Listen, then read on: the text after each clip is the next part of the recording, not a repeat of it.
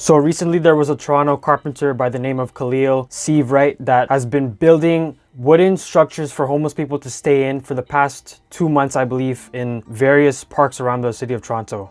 And right off the bat, round of applause for this dude. Not all heroes wear capes. Round of applause for this guy.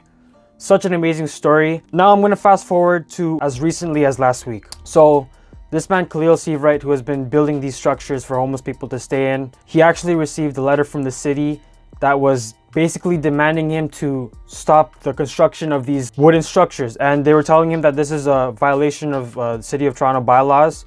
And this caused a lot of uproar on social media because people were saying that, oh, the city cares more about, having their parks not have any homeless encampments than, let's say, people dying from hypothermia or what have you. And honestly, I think that this is kind of a really sad story that we're seeing right now because this guy is doing such an amazing thing right now to serve the less fortunate. And many of us are not going to do these kinds of things. And another thing I want to bring up, which is so remarkable, is that in the span of 2 months, this man, Khalil Steve Wright, he actually created a GoFundMe.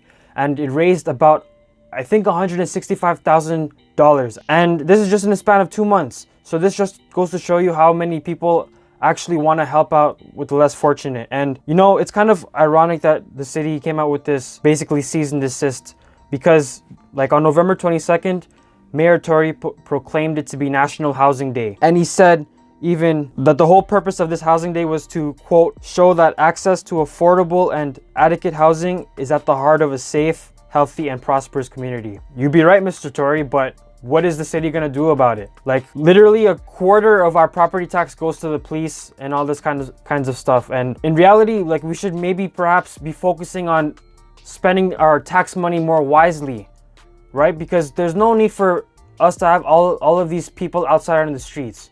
Like to me, that just seems like a dystopian kind of reality that we're in.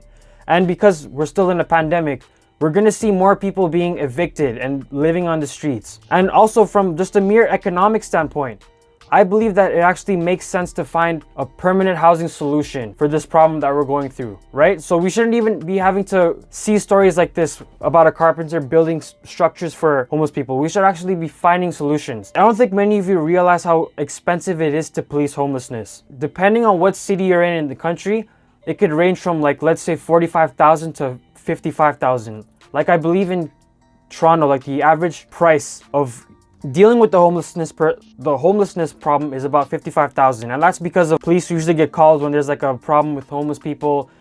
The fire department, all of these things that accrues to about $55,000 per individual.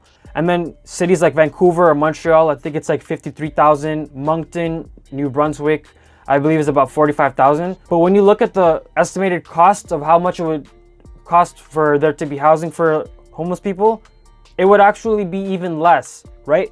So depending on like the needs of the individual to provide housing for the homeless, that would range from about $14,000 a year to about $22,000 a year. That's for housing, right?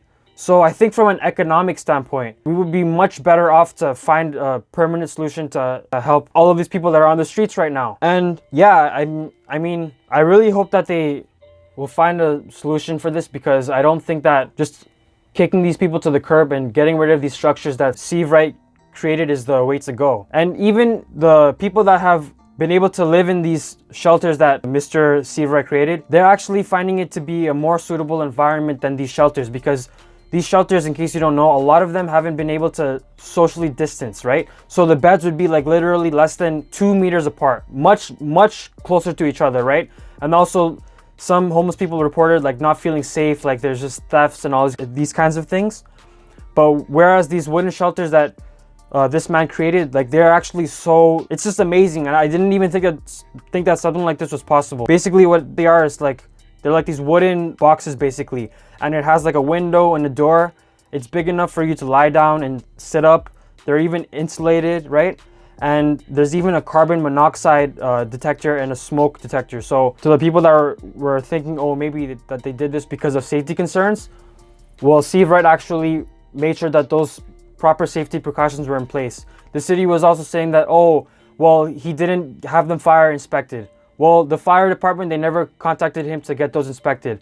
But he's even willing to get a private inspection to make sure that they conform to those fire standards. So when you look at it from a safety perspective as well too, there's not really much that you can say that's bad about these structures that this man was building. So Khalil Seavright, tip of the hat to you, sir. I hope that the city is gonna come to a suitable replacement and not just kick these people out of these shelters and, you know, leave them to die in the cold or to get COVID. But yeah, that's all I gotta say about this topic.